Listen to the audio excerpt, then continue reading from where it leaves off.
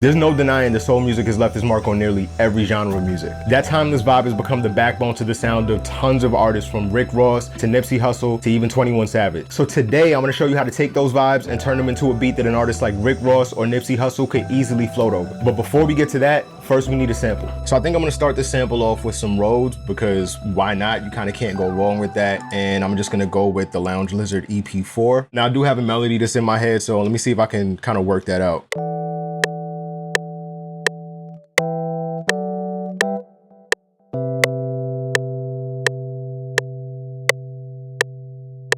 All right, so that's cool. Let me just go ahead and double this up. I think I'm gonna turn this into an 8-bar loop. So now that I have my Rhodes, I'm gonna go ahead and add a bass line. And for this, I think I'm gonna stick with the Scarby Rickenbacker bass from Contact.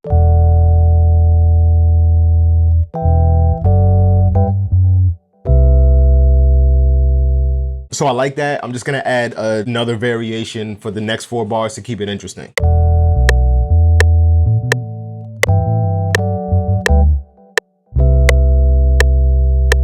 All right, so that sounds pretty good, and I'm actually really happy with the way that I played that in, so I'm not even gonna go ahead and adjust the MIDI. So now I feel like it kind of needs a little bit of rhythm. So I'm gonna go with a muted guitar sound, and I've used this sound a lot before, so I already know that I wanna go in and turn off a couple of the effects. The first one I'm gonna turn off is the spring reverb, because I don't really need that. I'm gonna probably run it through Guitar Rig once I finish playing it in. And then next up, I'm gonna turn off the echo again for the same reason. So just for reference, here's what it sounded like before.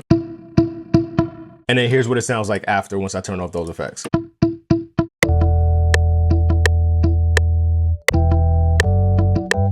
All right, so I think that sounds pretty good. Let me just go ahead and nudge some of these notes over, make a few adjustments. I think these are a little too far over to the right, so I'm gonna nudge these back. One of the main things you wanna keep in mind whenever you're making a sample, or if you're trying to emulate something from the past, is that all of this music was made by real musicians. Like, they didn't have quantized or computers or anything like that. So they're never gonna really play anything perfectly on the grid or perfectly in time with the music. So if you ever find your music sounding a little stiff, or if it just doesn't feel quite right, then it's possible that you're just over quantizing some of the instruments that you're playing. And now that I basically have my notes the way that I want them to be, I'm gonna go ahead and open up Guitar Rig, and I'm gonna see if I can find a preset that I like for it.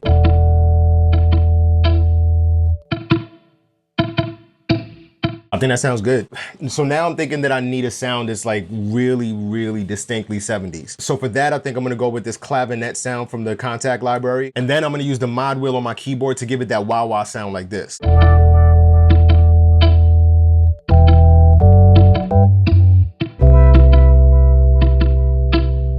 All right, so now that sounds good to me, but it's a little low and it's lacking a little bit of something. So I think I'm also gonna run this through Guitar Rig. But first, I'm gonna run it through an EQ just to get rid of some of the frequencies that I already know are gonna make it sound really harsh if I run it through any of the presets in Guitar Rig. And then for the Guitar Rig preset, I'm gonna go with the funky auto wah just to kind of complement what it sounds like. So here's what we have now.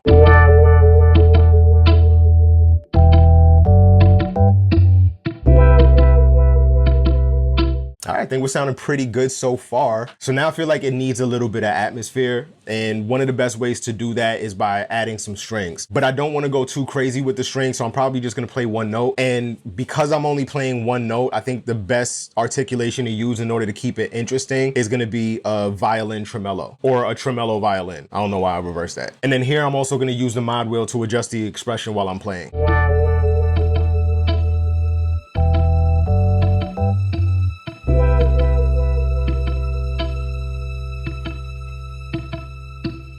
And then I'm gonna go in and fix the modulation just a little bit so that it sounds more natural. Then we're gonna copy and paste, and here's what it sounds like.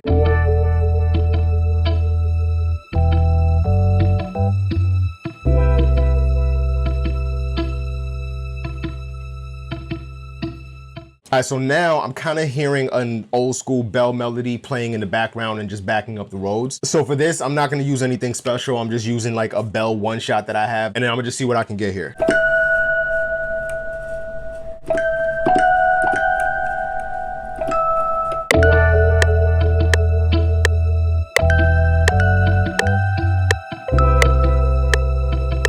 So now, again, to keep it sounding interesting for the second half, let me play a slight variation. All right, I think I got something here.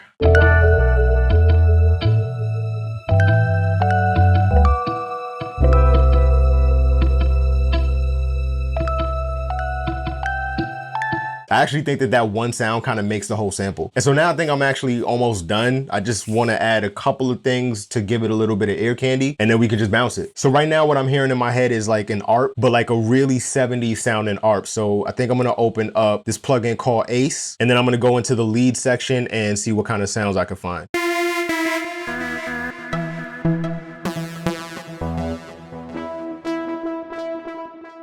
Yeah, that's it. Now I want you to really pay attention to how I play the keyboard for this ARP sound, because I'm really gonna show off some of my skills.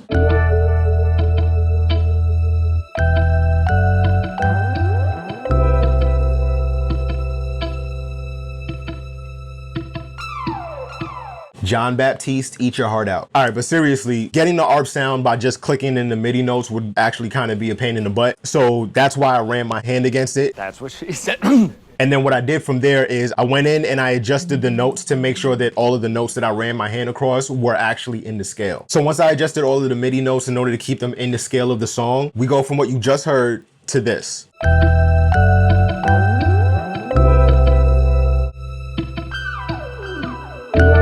And then the last thing that I added for some ear candy was these chimes. So now once you put everything together, here's what the sample sounds like.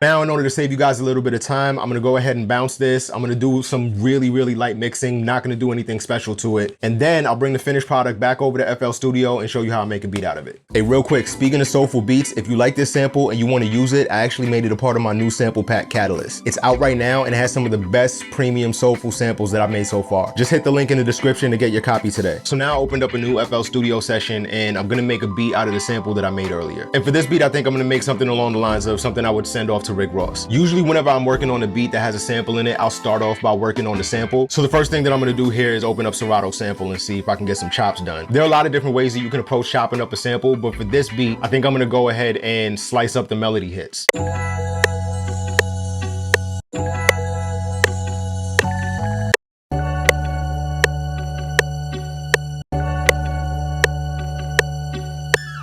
So now before I get to the rest of the beat, I'm gonna add some effects to the sample. I think I'm gonna start off with some EQ, mainly just to cut out the bass in the sample, because I usually like to go in and add things on top of the samples whenever I'm making a beat. And that almost always includes the bass. Don't ask me why, I just do it. Next, I'm gonna add this chorus effect from this plugin called Sigmund. Then I'm gonna EQ that just to clean up some of the frequencies that it added. Once I have my basic sample chops laid out, I usually like to get right into the drums. Most of the time, that means that I start off with the kick and the snare.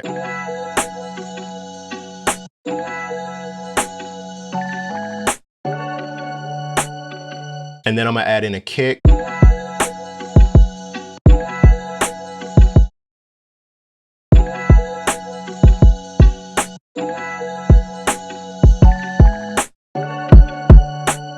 So since I know what style of a beat I'm gonna be making, I kind of already have an idea of what kind of drum pattern that beat is gonna need. And so most of the time, the way that I'll get my drum patterns is I'll just go by feeling based on whatever the sample chops or whatever the type of beat is gonna tell me to do. All right, let's go ahead and add some hi-hats.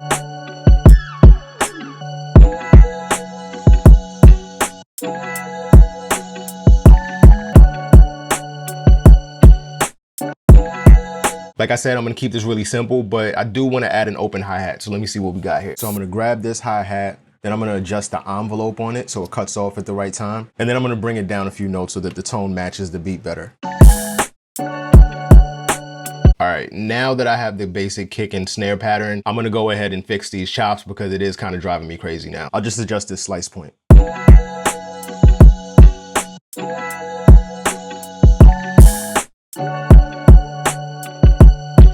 I'm gonna add some nudges to the kick just to make it feel a little bit more natural and more like someone was actually playing the kick drum. And I'm really gonna put some emphasis on the word feel, because here I want you to feel the swing of the kick. I don't want you to necessarily hear it.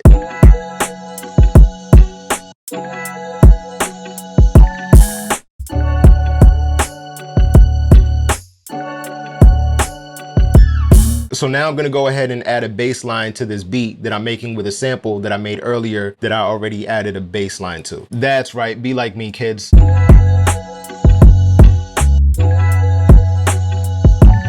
I am still trying to go with a natural feel, so I'm not gonna overcorrect anything. Another thing that I wanna do is kind of turn these middle notes right here into legato notes, because with this bass library, when you do that, it gives the impression that there's a live bass player that's kind of sliding from one note to another. And that just helps it sound a little bit more realistic.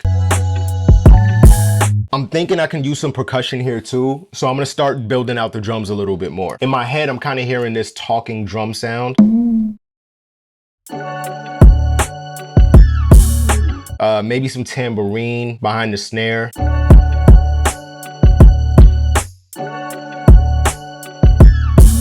I also kind of feel like adding a congo. All right, and then the last thing I think I want to add here before I bring everything over to Logic is some piano.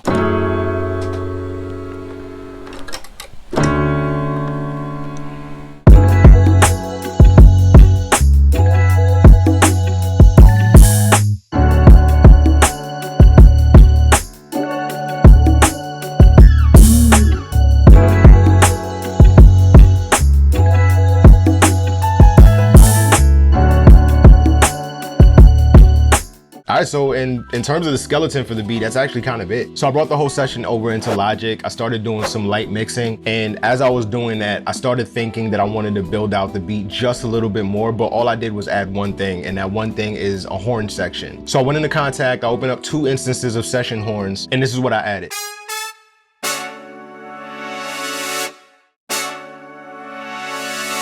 So nothing too crazy, I just wanted to add some build up in the hooks as the beat went on. So now here's a snippet of what the beat sounds like.